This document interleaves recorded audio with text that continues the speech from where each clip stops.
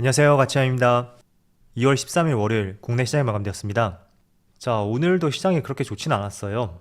코스피가 0.7% 하락으로 마감이 되었는데 장 중반에는 1%가 넘는 급락이 나왔었죠. 그래도 조금은 낙폭을 많이 만회했다고 생각이 되고 이틀 연속으로 하락이 나왔어요.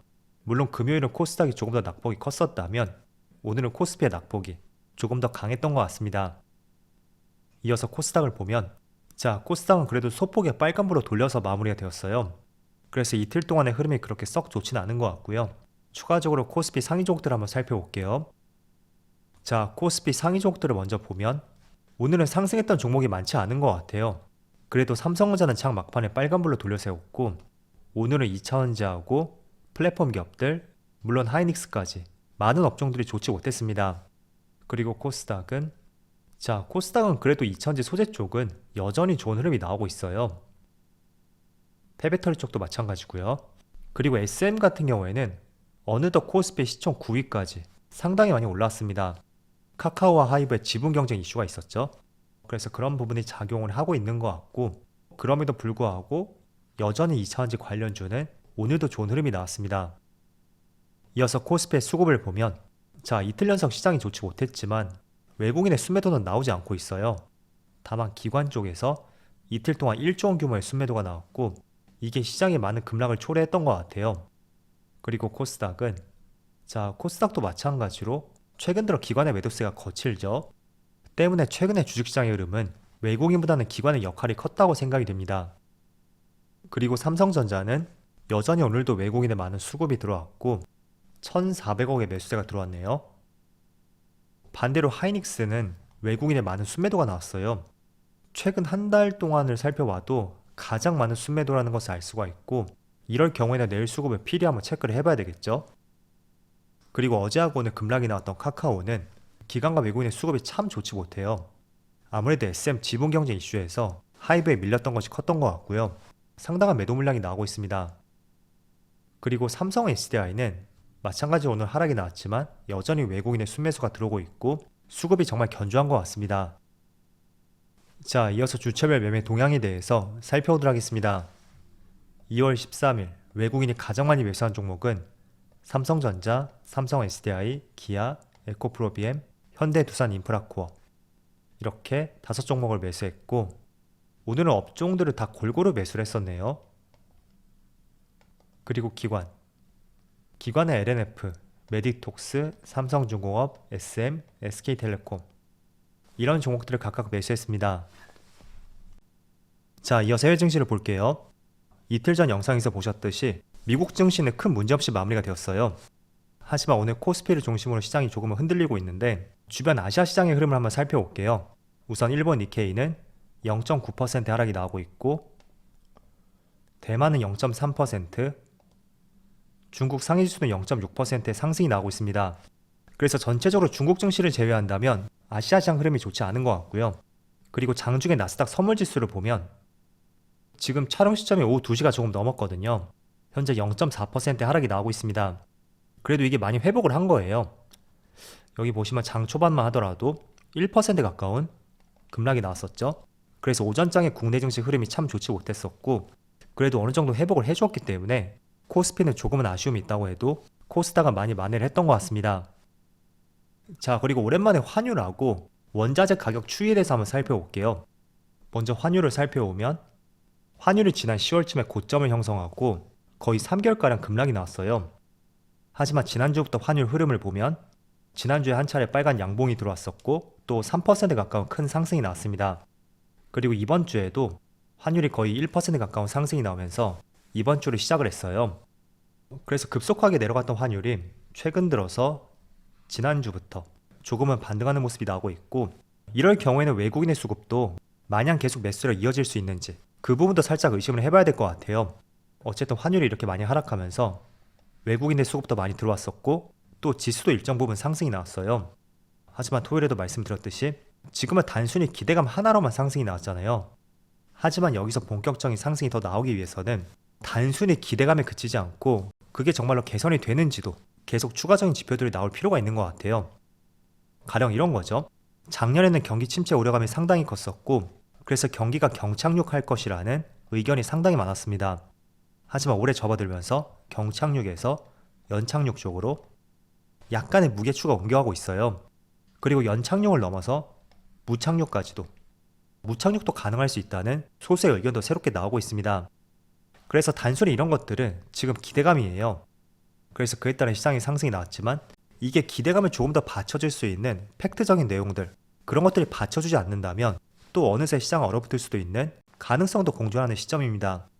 그래서 그런 점들 말씀을 드리겠고, 또 환율이 2주 연속으로 다시 한번 뛰고 있는 것이 약간은 껄끄러운 것 같아요. 물론 3개월 동안 가파르게 하락이 나왔던 것에 비한다면 반짝 상승이라고도 볼 수 있어요. 그렇지만 기대감이라는 이야기 하나만으로 우리가 내용들을 한번 이해를 본다면 약간은 기대감에 따라 주가의 상승이 많이 나온 위치인 만큼 여러가지 보조 지표들을 잘 체크해보면서 적절한 대응을 해야 될 시점인 것 같습니다.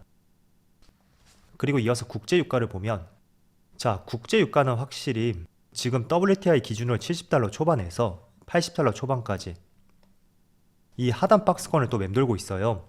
하지만 이것도 조금은 면밀하게 살펴본다면 지금 2달 연속으로 계속 이 가격대에서 맴돌고 있고 더 하락하지는 않고 있단 말이죠. 자, 모든 가격들은 마찬가지인 것 같아요. 상승할 자리에서 상승하지 못하면 꺾이는 것이 일반적이고, 또 하락하는 것이 멈추게 된다면 또 반등이 나오는 것이 일반적인 경우입니다. 그래서 그런 관점에서 보면 지금 2달 연속으로 하단 박스권을 맴돌고 있다는 것은 한 번쯤은 국제유가가 또 뛸 수 있는 가능성도 있지 않을까, 이런 생각이 드는 것 같습니다. 그 배경 중에 하나로서는 지금 중국의 경기가 살아나고 있다고 하잖아요. 며칠 전 중국에서 택배 건수를 조사해 보니까 지난 2019년도 초 코로나가 발생되기 직전이에요. 그런데 이때보다도 택배 운송 건수가 늘었다는 발표도 있었고, 또 본격적으로 여름 시즌이 된다면 한마디로 국제유가의 성숙이라고 볼 수 있어요. 어쨌든 여름 휴가철에는 원유 수요도 증가할 수 있는 기간인 만큼 이런 점들도 한 번쯤은 생각을 해봐야 될 것 같아요. 과거 이렇게 고점을 형성했던 구간이 지났으니까 이제는 쳐다보지 않아도 된다는 것이 아니고, 이렇게 인플레이션과 직접적인 연관성이 있는 지표들 다시 한번 체크를 해보시고요. 또 지난주 금요일부터 오늘까지 생각보다 또 많이 빠지는 종목은 많이 빠지더라고요. 물론 반도체 업종들은 크게 빠지지 않고 있는데 하이닉스는 그래도 많이 빠지고 있네요. 그래도 전체적인 흐름은 아직 우상향인 것 같아요. 그리고 카카오도 오늘 많이 빠지고 있고, 에너지솔루션도 3%가 넘는 하락이 나오고 있습니다. 어쨌든 오늘은 코스피가 좋지 않았기 때문에 당연히 코스닥보다 많이 빠지는 것은 맞다고 생각이 들지만, 그래도 늘 제가 강조해 드리는 것은 조정 없는 상승 없고 또 반등 없는 하락 없다, 그 점을 늘 기억을 해보시면 좋을 것 같아요. 자, 그리고 내일은 미국의 CPI 지수 발표가 있어요. 그래서 선제적으로 물량이 나왔을 가능성도 있고요. 아니면 CPI 지수와는 별개로 단순히 시장이 많이 상승이 나왔으니까 그에 따른 하락일 가능성도 있습니다. 어쨌든 무엇이 됐던 간에 우리가 주식을 하면서 필수적으로 해야 되는 것은 첫 번째는 예측을 하는 것이에요. 그리고 두 번째는 대응이죠. 하지만 훨씬 중요한 것은 대응이다, 그 점을 늘 기억을 해보시면 좋을 것 같습니다. 그래서 내 예측과 달리 움직임이 나온다고 해도 내가 어떻게 대응을 하느냐에 따라서 그 손실폭도 줄일 수가 있고, 지금이 아닌 다음 시점을 공략을 해볼 수가 있겠죠. 그래서 제 영상에서 여러분들이 얻어갈 수 있는 것은 사실 대응보다는 예측적인 부분이죠. 물론 간헐적으로 대응에 대해서도 말씀을 드리고 있어요. 그렇지만 개개인마다 보유한 종목도 다르고 또 비중이라든지 심리 상태, 이런 것들이 모두 다르기 때문에 영상에서 대응까지 하는 것은 참으로 어려운 점이 많습니다. 그렇기 때문에 항상 예측을 하되 내가 어떻게 심리적인 우위를 가져갈 수 있는지, 그런 것들을 늘 생각해 보시면 좋을 것 같아요. 저도 최근에 가장 많이 고민을 하는 것이, 이제는 저는 수익률 생각보다는 어떻게 하면 심리적으로 우위를 가져갈 수 있는지, 그런 부분에 많은 고민을 하고 있습니다. 아무리 수익률이 작다고 해도 원금만 방어할 수가 있다면 충분히 다음을 노려볼 수가 있거든요.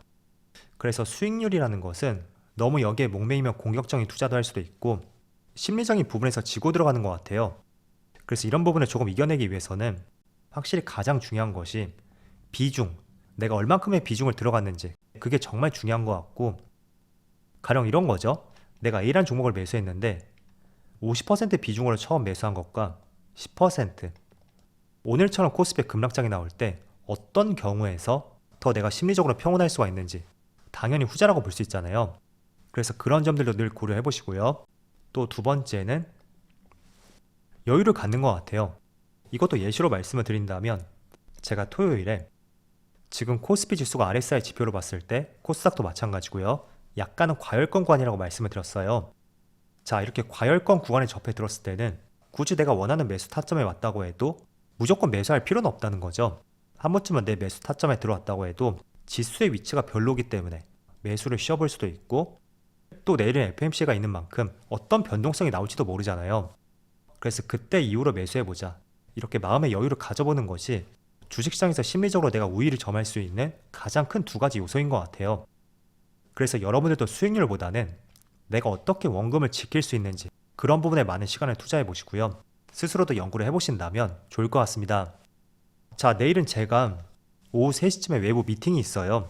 멘토님을 만나러 가야 되는데, 그래서 내일은 오전에 영상을 업로드할지 아니면 영상을 예약하고 업로드할지 지금 고민 중에 있습니다. 그래서 내일은 가급적이면 영상을 업로드할 테니까 내일 영상에서 다시 화이팅하면서 찾아뵙도록 하겠습니다. 다들 즐거운 저녁 되세요. 감사합니다.